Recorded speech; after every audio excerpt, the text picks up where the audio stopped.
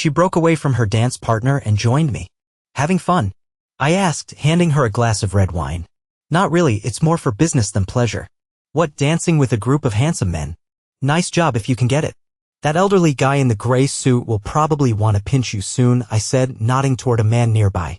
He's been staring at you for about 20 minutes. Step over to that corner for a minute, Marty, and for heaven's sake, smile. You're embarrassing. Me? I'm embarrassing you? That's rich, she replied. We stood at one end of the bar where it was quiet. She smiled at me, and since people could see us, I played along and smiled back. Listen closely, Peter, I work in sales. My base salary is good, but the commissions are even better. I'm good at what I do, and this year I closed 3 of the company's biggest deals. This party is in honor of my latest success. At the end of this month, 50% of my commissions will be transferred to the bank, the rest will go toward my Christmas bonus. I know all that, and there's something else you should know. The bonus I'm getting will pay for your dream vacation next year, a drive down the Pacific coast, Big Sur, Monterey, whale watching. I've earned enough to even rent a Mustang convertible for 3 weeks. I know that too. That's my reward for being dragged to this boring party and having to watch my girlfriend flirt with a group of guys while some old pervert undresses you with his eyes. It's infuriating. Well, here's something else you obviously don't know. There were 2 managers who signed contracts this week, not a group. I had only 2 dances with each of them as expected. They didn't touch me, act inappropriately, or even dance cheek to cheek. Okay, I'm sorry, I said. And the elderly guy watching me? He's the CEO of the company. His name is Gavin, and yes, he does watch me. He's a stickler for the company's moral standards. A hand on my back for longer than a second and I'll be in his office getting a yellow card on Monday. Good Lord. He even checks how long we spend on lunch, and we are never allowed to have business lunches at a hotel just in case there's temptation. So maybe lighten up. Fair enough, I will. But you understand that doesn't stop him from being attracted to you. If I wanted to have the last word, I failed. Yes, that's true. He's gay. We rejoined the crowd. I'm not much for parties, but I compensated by dancing with Una, chatting with managers and Gavin, and smiling a lot. Possibly, I also ate and drank too much, but she seemed pleased. The sex when we got back home was fantastic. I don't know if she was pleased because she put me in my place or because of the big contract. I didn't really care either. Our sex life is pretty turbulent. We've both been married before. I had 2 kids with my ex, then she convinced me to get a vasectomy. A year later, she asked for a no-fault divorce. Thanks. She immediately hooked up with an American and moved with my sons to San Diego. There was nothing I could do about it, but at least I didn't have to pay alimony. Chuck is wealthy, probably that influenced my interest in the U.S. West Coast. In the last 2 years, I've only managed to see my boys once. Una had previously been married to a man who was insanely jealous and practically kept her under lock and key. Then, during a medical examination, she was diagnosed with an STD. When her husband was informed, he confessed to having an affair. In turn, he told the woman he was involved with, and her husband quickly beat up Una's former spouse. Una filed for divorce on the grounds of his infidelity, but he died before the case was heard. Rumors circulated that the cause of his assault was the beating, but nothing could be proven. There was no life insurance, only debts. All this made her sensitive to jealousy, which is why I upset her at the party. So, after getting married, we settled into our small rented apartment. The plan was to restore our financial situation and get married when we could afford to buy an apartment. Fortunately, Una is not interested in having children. Her bonus and sales performance entitle her to an additional week of vacation next summer when business is slow. She is more than happy that my children will join us on our trip along the Pacific Coast Highway. My ex also agrees. The next day, on Saturday, Una told me more stories about her boss. He lives discreetly with a male partner. They are not married and never show affection publicly. He often sends clerks to restaurants to check whom sales representatives are buying dinner for. When they travel for business, it is believed that he pays various hotel employees to keep track of who is in which room, whether they have visitors, and so on. Only on Sunday morning did I realize that I hadn't gone to the bathroom the day before. Usually, I go quite regularly, and I suspect that something I ate at the party might have disrupted my natural rhythms. By Sunday evening, I had a stomachache. I often stayed late at work. There was a serious malfunction in the computer system. It took me 6 months to get to the bottom of the issue. The initial error occurred a year ago and had been growing like a snowball. I maintained constant communication with our branch in San Francisco, which was working with a parallel system. Hence, my growing fascination with their stories about the Pacific Coast Highway, which I had seen in many movies. They tended to be sarcastic because our British system often malfunctioned while their system was flawless. However, the end of the problem was not far off, so I had no choice but to go to work on Monday with a stomach ache. Una and I live in an old house with a terrace. The rent is not high, and it was all we could afford when we first met. The house has a tiny hallway from which you can immediately go upstairs to 2 bedrooms or into a living room combined with a kitchen. Between them there is a small bar where a huge potted plant stands. We rarely host guests. The door at the back of the kitchen leads to a rather unusual hall. It is a square with each side about a meter long, with doors on all 4 sides. One door naturally leads back to the kitchen, the next opens to a space with shelves where the water heater is located. My mother always called it a utility closet. Then there's a door to the bathroom which is attached to the back of the house. It seems like an afterthought dating back to when people bathed in the kitchen sink and the toilet was at the end of the garden. There is now a small shed there where an old bathtub still hangs. Finally, on the side of the house, there is a back door that opens to a wall between us and the neighboring house. To the left, on the way to the enclosed garden, you pass by our bathroom. When I got home on Monday, my stomach was still hurting, but Una hadn't mentioned that anyone else had suffered after the party. I skipped lunch and dinner, and in the evening I finally managed to relieve myself. You know those sessions where you just keep wiping and wiping after using half a roll of toilet paper? I finished and flushed for the last time, but not everything went down. I waited and tried again, but the toilet dangerously filled up. I thought its murky contents would spill onto the floor. Time to use the plunger. Like most people, I disliked this task, but I wanted to clear the toilet before Una left. A few vigorous plunges resolved the clog and everything was fine. There was an old shower overhead and its head reached the toilet. A minute of hot water helped me clean the bowl and rinse the plunger. I washed my hands and went to make myself a sandwich. I was starving. By Tuesday, my routine was back to normal: shower and shave, as my old grandpa used to say, and my workday was triumphant. We tested the system and it finally worked flawlessly in all company departments. Computer functions became faster and faster. My boss, Cliff, was thrilled and muttered something incoherent about a bonus. Of course, I would have preferred a promotion, and with that goal in mind, I trained an assistant, Eric, during work. Now he is nearly as good as me at identifying and fixing faults. That evening I invited Una to dinner, but I did not mention my success at work. I thought it better to wait and see if any additional money would come through. When we got home, we settled in front of the television just in time for a bathroom break, she said as the opening credits rolled. Una is one of those people who like to announce their bodily functions. It's a fairly standard way for her to start a conversation. She returned as the movie began. "Sorry, Pete, the toilet is clogged and you're the man with the plunger. Could you take care of that, please?" "Of course, I'll go during the first commercial break, but I feel uncomfortable just leaving it like this. Please." So I went and once again did my duty in the bathroom. It took several plunges, 3 flushes, and a quick shower.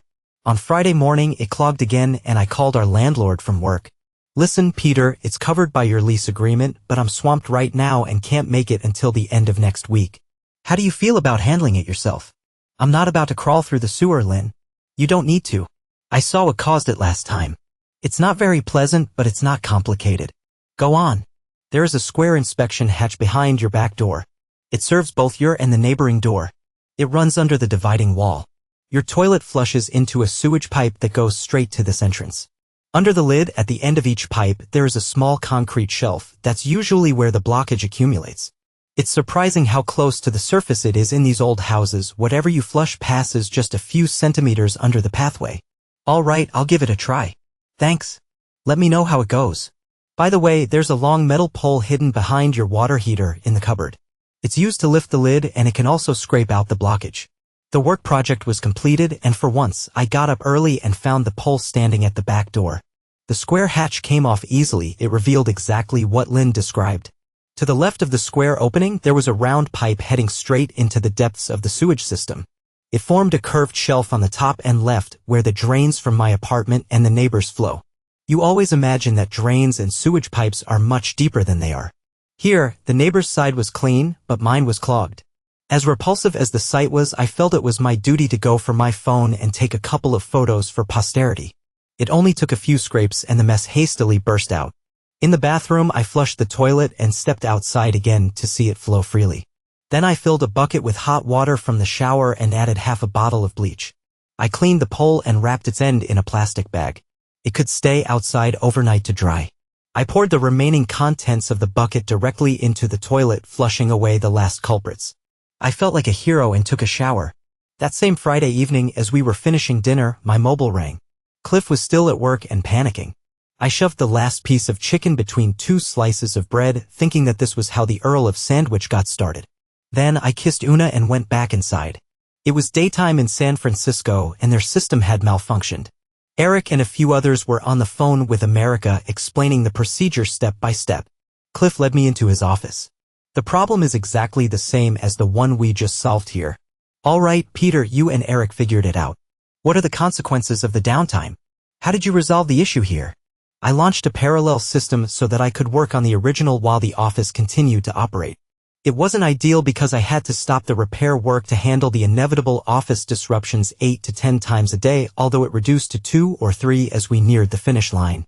Can the Americans fix it faster now that we know what caused the issue? No, I always knew the cause. I had to repair everything in segments, essentially working in reverse. It took 6 months, and that's with a lot of overtime.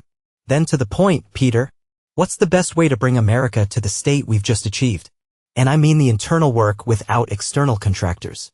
You'll need paper and a pen, I replied. He got them out. Promote me to manager with a corresponding salary increase plus a reasonable overseas allowance. Send me to San Francisco and I guarantee that I will replicate what I achieved here. But I'm not going to wear myself out again, working all hours. Tell them I will assist them day by day, but a full fix will take a year. During this time, I can keep them operational and address issues as they arise. I expect to be able to choose my own hours. They can expect me to take a few Friday and Monday lunch breaks, and I still want to take full vacation time. I suspected it might be something like this. What else? I want them to provide me with a car and a 3-bedroom apartment close to the workplace. 2 competent assistants could reduce the project to 9 to 10 months. I can finance your salary increase and arrange the trip, and I'm sure they can find 2 assistants and provide you with at least a car. But short weeks and 3 bedrooms? They won't like that. You're the boss, you need to tell them this is how it has to be. It can be done faster if they bring in experts, but it will cost them much more than my proposal. It's not about me speeding up and down the Pacific Coast Highway, it's about spending time with my boys. Let me know on Monday how things stand. I don't think I've ever been so assertive with Cliff, but I was confident I would get what I wanted. I was in the spotlight. They could complete the job in 2 months if they were willing to throw a lot of money at the problem and endure at least a week of downtime, but my demands would be cheaper. If they couldn't meet them, perhaps I'd leave and try my luck elsewhere. Cliff should know this. When I returned home, Una was in a playful mood, but I wasn't. I deliberately gave her a vague explanation about problems at work. She was never interested in technical matters. Over the weekend, I also put off sex, citing that my stomach was acting up again. On Monday morning, she looked particularly sexy. You look very glamorous. Another party? Hardly. I need to close another deal. 2 guys from Italy are coming. If I handle this, I'll be the unrivaled salesperson of the year. Rob, my closest competitor, was supposed to handle it, but I told the CEO I wasn't happy it would go to him because I know a little Italian. He said he was trying to level the playing field. That doesn't sound very businesslike. It's not a game. That's what I said. Anyway, poor old Rob sprained his ankle. Gavin called me yesterday and doesn't want these guys being greeted by someone in a cast. He called the Italians and they expect to be met at the airport by his top saleswoman. I'm happy for you. Will they sign the contract today? No, they arrive at noon and I'll take them to the office to meet Gavin and review our terms. From there, we'll head straight to dinner at their hotel. Gavin, of course, will be there to make sure I don't sneak into their rooms.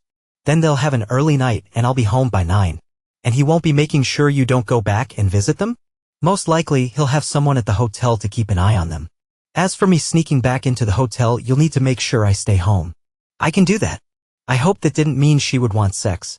I'd need to come up with an excuse. My main meeting is tomorrow at their hotel, not in their rooms, of course. Gavin has booked one of their public conference rooms. I'll be presenting all alone, can buy them lunch, and take as much time as needed. Surely, someone from the staff will check on us every 10 minutes, coming in with coffee and cookies.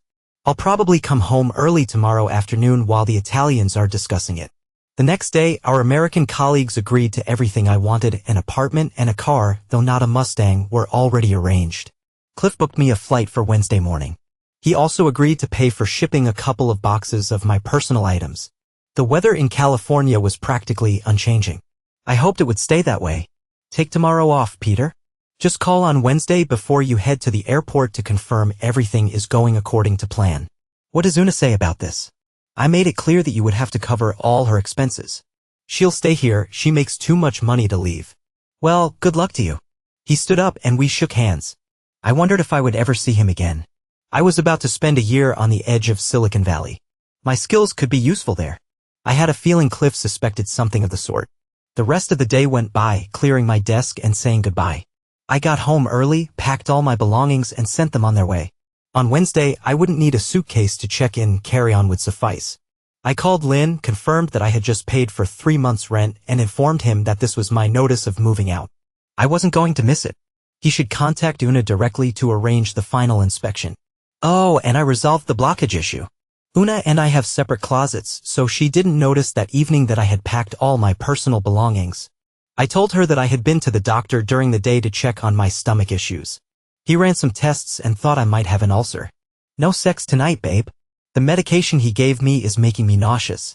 If it's an ulcer, it's because of all that overtime you've been doing. You need to cut back on work. Don't worry. From now on, I'm going to take it much easier. As our American cousins would say, chill out. On Tuesday morning, Una was all dressed up again and visibly excited. I hugged her tightly. Go get them, babe. Dazzle those Italian stallions with your charm. Thank you. Well, I need to leave early, so good luck. I'll be home around 6 o'clock and you can tell me how it went. Will do. Be smart. I left, but not for work. I went to Vic's used car dealership. He only gave me £1,000 for the car. I was hoping for £1,200, but it didn't pan out. £1,000 would be better converted to dollars. Knowing Una would be with the Italians at least until lunch, I looked for a restaurant. No point in going for fast food, there's plenty of that in America. I stopped for an early lunch at a restaurant. I returned home around noon, stuffed the last of my items into a small backpack and hid it in an empty closet. Our kitchen window faces a short alley leading to our fenced garden, and I risked cracking it open slightly. We had a large potted plant on the bar counter, which I moved to one end to block the view from the living room into the kitchen, where I hoped to hide. I unlocked the back door and set my phone to record video, then went back to the front window to keep watch. Una arrived at 2:30. As she got out of the car, a glimpse of legs in black flashed while she was unlocking the door. I managed to slip out through the back door. I stood on that crucial metal inspection hatch and peered through the kitchen window. I heard her cross the tiny hall just inches from me and enter the bathroom. The toilet was flushed and I felt a slight vibration in the lid as water rushed beneath my feet. She returned and stood at the window where I had just been. I guessed who she was waiting for. She was no longer wearing tights. The Italians arrived and she led them to the sofa. When she entered the kitchen, I pressed against the back door. Soon, I heard the pop of a wine bottle being opened. Did you leave through the underground parking? Yes, it was easy. The elevator went straight down there and a taxi picked us up. Be sure to tell the taxi driver to drop you off there when you return. Will do. She brought them 3 glasses of wine on a tray. The men stood up to make a toast to fruitful relations, then sat down again. Una stood in front of them and they all put down their glasses. It will be easier if I help you take off your trousers, gentlemen. They unbuckled their belts and began to pull them down. This was my moment. I didn't want to sneak in until I was sure they had started. When all 3 were engaged in sex, they began, and I quietly opened the back door and crept up to the plant. I positioned my phone around the pot and started recording. Maybe I didn't need these early shots with clothes being discarded, but I filmed anyway. If I got caught, I was prepared to face any consequences. When they finished, the guys were still lying side by side on the couch in just t-shirts, while Una was completely naked. Then she did something she had never done with me. To be honest, she had never needed to. I was proud of her. She took out some protection. Who's first? She asked. I thought they would finish with the usual front and back, but no. In the past, she had an STD and didn't want to repeat. They tried all positions and combinations. I knew Una was good at this, it's just that I had never watched it as a spectator before. Inevitably, they finished with a double. By this time, they were noisy and I moved to the other end of the bar counter and zoomed in. It was quite explicit, wasn't it? When they left, I slipped back into the garden, waiting by the back wall near the bathroom window. 5 minutes later, I heard her. As soon as I heard the toilet flush and the shower running, I re-entered through the back door, ignoring Una's scattered lingerie. I managed to grab her phone. There, in her contacts, was the person I needed, listed under CEO, not Gavin. I called him from my own phone and convinced his secretary it was urgent. Is it true that you monitor your employees' morals? Who is this? Peter, the partner of your best salesperson, Una, or rather, her former partner. I remember you. Yes, that's correct. Then brace yourself to receive some video clips I just took. As soon as he received them, I briefly explained the situation and asked him to listen to the details about the Italian's escape from the hotel. Then I briefly explained what my special photograph taken earlier pertained to. Tell her not to come in tomorrow, he said. Sorry, pal, that's your job. Tell her yourself. I would suggest doing it face-to-face in front of her colleagues. I hung up the phone and sent my first outdoor photo to Una's phone. As I descended with my backpack, she entered the living room wrapped in a bath towel. Her jaw dropped. What are you doing home and where are you going? Close your mouth, Una, you look like a goldfish. To answer your questions, I came home for my backpack because I won't be here anymore. Today, I'll be spending the night at the same hotel where your Italian friends are staying, but when I get there, I'll use the front door, not the parking lot.